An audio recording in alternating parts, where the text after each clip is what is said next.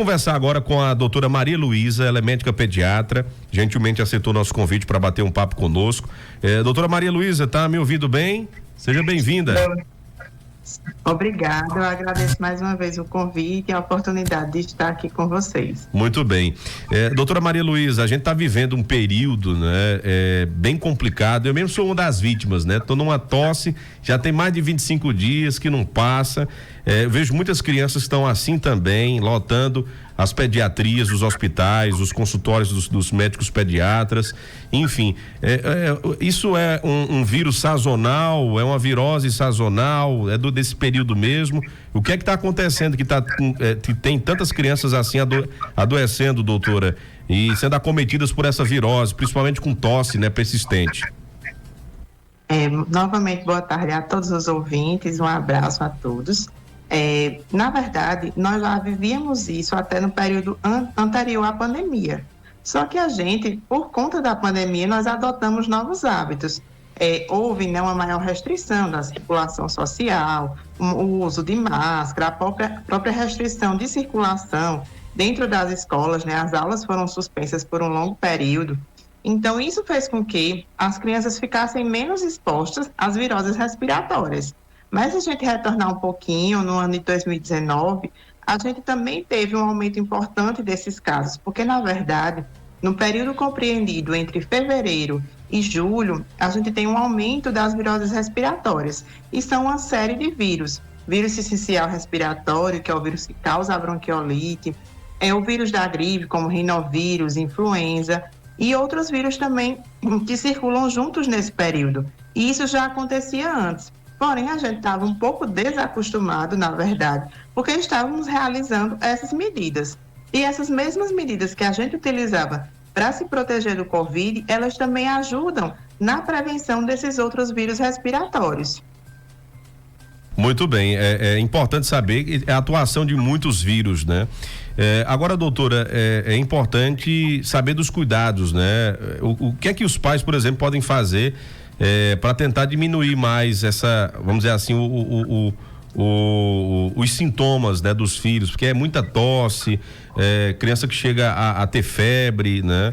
E, enfim, e a doutora que atende também no OSPAN, né, sabe muito bem a realidade, como é que tá a chegada, né, de crianças acometidas aí com essa bronquiolite, né, e principalmente essa bronquiolite. Enfim, eu queria que a doutora passasse pra gente, então, os cuidados, né? O que é que os pais podem fazer para aliviar mais esses sintomas? Hoje, na verdade, também eu quero lembrar que a gente também saíram novos estudos recentemente em revistas de renome, como a Nature, em que eles observaram que, inclusive, né, nossa maior preocupação hoje é a bronquiolite, são nossas maiores taxas de internamento, que são as infecções respiratórias que acometem os bebês, principalmente abaixo de 2 anos de idade. As nossas UTIs estão lotadas com crianças, principalmente com 2 anos de idade ou menos, e aí percebeu-se que também o vírus essencial respiratório, que é aquele que provoca a bronquiolite, ele passou por modificações genéticas para poder se adaptar e conviver ali junto com o Covid. E por conta dessas novas adaptações que o vírus precisou fazer para sobreviver e se perpetuar, ele se tornou mais agressivo, né? As cepas se tornaram mais agressivas. Então, as crianças estão tendo lesões pulmonares mais graves, inclusive lesões parecidas com aquelas que são provocadas pelas lesões do Covid, e também que provocam um tempo de cansaço e um tempo de sintomas mais prolongados. Então, é por conta disso que a tosse ela tem se tornado mais arrastada, o quadro de cansaço tem sido mais difícil de se recuperar, mais prolongado, o tempo de internamento e também a gravidade em uma evolução muito mais rápida do que a evolução habitual que a gente estava acostumado para a bronquiolite. Lembrando que, por ser por vírus, a gente não tem um tratamento específico, a gente já tem a circulação do vírus sincicial há mais de 20 anos e a gente só tem um anticorpo monoclonal, que é o palivizumab, que a gente é disponibilizado para apenas alguns casos específicos na rede pública. Em relação aos cuidados que os pais devem ter, como acomete principalmente as crianças que têm uma menor imunidade, que foram menos expostas, o ideal é proteger. Então, aqueles bebezinhos, principalmente até os 3, 6 meses de idade, Eles não devem receber visitas, não devem frequentar espaços que tenham aglomeração, como shoppings, mercados, farmácias. Isso tudo deve ser evitado. Fora que as mesmas medidas que a gente utilizava para se proteger do Covid, como utilizar as máscaras, a lavagem das mãos, também deve ser utilizado. Por exemplo, se em casa é comum acontecer de muitas vezes ter uma criança menor, um bebê, às vezes de 2, 3 meses, e ter uma criança mais velha, de 4 a 5 anos. E essa criança que frequenta a escola, que pode ter até 12 infecções respiratórias no ano, muito provavelmente é essa criança que às vezes leva a infecção para o irmãozinho em casa. Então, daí a importância de até enviar as crianças para a escola com o uso de máscara, né? Para as crianças que têm 2 ou mais anos de idade. É importante reforçar o uso de máscaras, evitar que, se caso a criança mais velha apresente sintomas, tentar minimizar o contato com essa criança mais jovem. Se o contato for inevitável, né? Tentar ao máximo que seja aconselhada a lavagem das mãos ou a higienização com álcool a 70%. Entender que muitas vezes a questão da tosse é um mecanismo de proteção que o nosso organismo tem para tentar aumentar e tentar expelir esses micro-organismos do nosso corpo. Então, muitas vezes, se a criança estiver tossindo, mas estiver brincando, estiver ativa, é mais importante do que a gente estar preocupado com aquela tosse. Eu sei que às vezes angustia, mas aí a gente tem que lançar a mão até mesmo de outras coisas que a gente tem em casa. Para as que têm acima de 1 ano, o lambedor caseiro, o mel, dentre outros artifícios. Além de tudo, a gente também deve lembrar que tem as crianças que têm as atopias, né, que são as alergias, que pode ser rinite, pode ser asma, que se elas também não tiverem bem controladas, e isso a gente só consegue avaliar através de realmente consulta médica, consulta com pediatra, a gente precisa manter essas doenças bem controladas, porque senão a criança vai adoecer com bem mais frequência. Então, muitas vezes, a criança que adoece muito, não é só porque ela só gripa muito. Muitas vezes ela tem uma rinite, ela tem uma asma associada e que não está sendo cuidada. E aí, quando a gente começa a cuidar dessas outras doenças associadas, a gente começa a diminuir a quantidade de infecções também. Muito bem. Ô, doutora, boa tarde. Juliana Lima aqui falando. Como a senhora estava explicando, né? Esse é um período bem comum, desde março, abril até o mês de junho, um período sazonal das viroses respiratórias, né? Afetando principalmente aí as crianças, e que a gente acompanha todos os anos, e inclusive os profissionais médicos já se preparam, que já sabem que esse é um período, né, de maior incidência desses casos, e principalmente pelas festividades, aglomerações, né? Muita festa junina. Agora é comum que as pessoas se juntem, se reúnam e esses vírus acabam se espalhando com mais facilidade. Agora, a senhora que tem acompanhado, que trabalha com isso, que eu sei que também estuda bastante a respeito, houve está acontecendo uma mudança nesse padrão aqui dos vírus, por conta aí desde a pandemia da Covid. Estamos tendo um quadro atípico em relação a isso, aos efeitos colaterais. Eu estava vendo até um estudo que foi publicado recentemente, falando sobre um apagão imunológico, né, que atingindo principalmente as crianças por conta aí do SARS-CoV. Eu queria que a senhora falasse um pouquinho sobre isso, do SARS-CoV, perdão. Isso, na verdade, como essas crianças, principalmente as nascidas, né, no período de 2020 a 2023, que são exatamente as que mais estão adoecendo, que mais estão tendo quadros graves, elas foram crianças que foram nesse período inicial da vida, que é onde a gente tem uma maior produção de anticorpos, elas foram menos expostas às viroses respiratórias. E a gente, quanto mais exposto, a gente mais vai criando também imunidade. Então, como houve, né, uma rede de proteção por conta da infecção do Covid, houve, de certa forma, um declínio da exposição e, com isso, consequentemente, uma menor produção de resposta imunológica. A gente ainda teve uma situação que é grave, né, que é o que a gente chama de hesitação vacinal, que é quando os pais realmente têm dúvidas e acabam não vacinando as crianças pelo receio dos efeitos colaterais das vacinas. Lembrando que as vacinas, elas passam por uma série de protocolos bastante rígidos.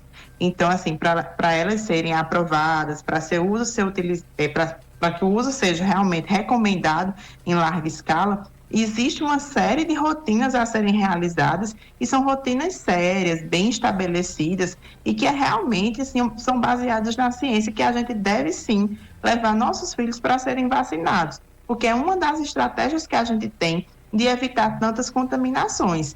E esses vírus, né, como eu falei anteriormente, eles realmente vêm sofrendo modificações genéticas, porque eles precisam fazer isso para eles continuarem se perpetuando e existindo. Porque até então, com a dominância do Covid, eles precisaram se adaptar e agora eles têm vindo de uma forma mais grave do que o que a gente vem observando atualmente, inclusive provocando lesões pulmonares a curto e a longo prazo de forma mais séria. É verdade. Preocupante, né? É muito preocupante. Mas é isso, é muito importante que uma atenção, né? Os pais têm que ter muita atenção, né? Não é brincadeira, eu estava vendo aí fila de espera, né, doutora, nas UTIs, né, no estado, né, lista de espera, a gente não estava tendo isso na pandemia, então a gente está tendo de novo, justamente por conta desses problemas respiratórios, né? Então, nós temos aqui em Serra Talhada o OSPAN, o Eduardo Campos, são 2 hospitais que atendem a população e que a gente tem conhecimento através dos profissionais que tem um número grande de crianças dando entrada justamente por conta desses problemas, né? Os consultórios abarrotados também dos profissionais da área de pediatria por conta de crianças adoecendo. Então tem que ter muito cuidado mesmo. São dicas valiosas, né, doutora, que mudam tudo, né? Porque imagina aí uma criança evoluir ali para uma CIRAG, né? Que é um grande problema também, né, doutora? Evoluir um problema respiratório para CIRAG realmente é complicado, né? A CIRAG, né, que é uma síndrome que acomete já o pulmão por completo, ele já tem um quadro bem mais grave que requer internamento imediato, na grande maioria dos casos realmente até internamento com suporte em UTI. E aí a gente tem que observar, porque às vezes assim, os sintomas leves devem ser observados, devem ser oferecidos água, aumentar a oferta de líquidos. Se a criança não tiver febre, tiver com estado geral bom, isso deve ser até avaliado a nível de PSF, mas a partir do momento que a criança passa a apresentar um quadro de uma tosse mais produtiva, né, aquela tosse cheia, uma tosse que se arrasta por mais de 15 dias sem melhora, uma criança que apresenta desconforto respiratório, né, que é quando tem um esforço maior para respirar, são quadros que devem ser imediatamente conduzidos à emergência para serem melhor avaliados. Isso é importante demais, né? Essas dicas, essas informações. Juliana, se quiser fazer mais um questionamento para a doutora, eu acho que tá bem contemplado aqui, né? Para que as pessoas entendam esse período agora, né? Muita dificuldade. Outra questão também que me veio na cabeça agora, doutora, Juliana falou desse período agora de junho, né? A gente tem fogueiras, né? Pessoal que é outro fumaça, né? Então ainda mais com um vírus desse que é respiratório, né? E ainda mais fumaça, tem que ter cuidado também com o filhinho, né? Os pais em relação a essas fogueiras de São João, Santo Antônio já passou, né? E São Pedro, né? Tem que ter cuidado também, né? Inclusive, eu até oriento os meus pacientes, né? Até brinco com eles um pouco, que essa época, apesar de ser uma época muito boa, a gente tem que festejar de outra forma que não seja com a fogueira, porque principalmente essas crianças que têm alergia, rinite, asma, que são bebês cheadores, né? O lactente sibilante, eles têm uma maior facilidade de desenvolver um novo quadro de desconforto respiratório. A criança vai ficar cansada se ela for exposta à fumaça. Então, já é uma orientação que eu dou. A gente, quando faz o tratamento, às vezes eu nem reduzo a medicação nesse período, porque eu sei que é um período mais crítico e que às vezes é difícil a gente evitar esse contato total. Mas, se possível, né, a gente deve realmente evitar que nossas crianças tenham contato com a fumaça das fogueiras. Isso realmente é importante, né? Importantíssimo. Doutora, muito obrigado, né, por ter tirado esse tempinho aí para conversar conosco, para dar essas dicas importantes. E a gente espera que tudo isso passe, né? Que as crianças possam se recuperar, né? Não é fácil. Você com criança em casa, aumenta ali o número de remédios, né? A conta na farmácia, mas é isso, né? É importante cuidar para que não evolua para casos mais sérios, mais graves, né? Como a doutora colocou, é um período realmente de muita atenção, né? Principalmente para os pais. Muito obrigado, viu, doutora Maria Luísa? E a gente, quando tiver mais alguma dúvida, a gente vai entrar em contato, vai aperrear mais, viu? Só aproveitando, né, para reforçar que eu atendo também na rede privada, atendo no consultório, doutor Neyton e doutora Patrícia Santana, que fica ali na rua da prefeitura. Atendo também em Triunfo, na clínica Endotriunfo. E me sigam nas redes sociais, @doutora_Malu Ferreira. Lá também tem uma série de dicas, informações, não só sobre essas questões respiratórias, mas outras questões relacionadas às crianças e à pediatria de uma forma geral. Muito bem. Doutora, um abraço, viu? Boa tarde, bom final de semana. Eu que agradeço o convite. Boa tarde a vocês e a todos os ouvintes. Muito bem. Muito obrigado aqui a doutora Maria Luísa, né? Pediatra.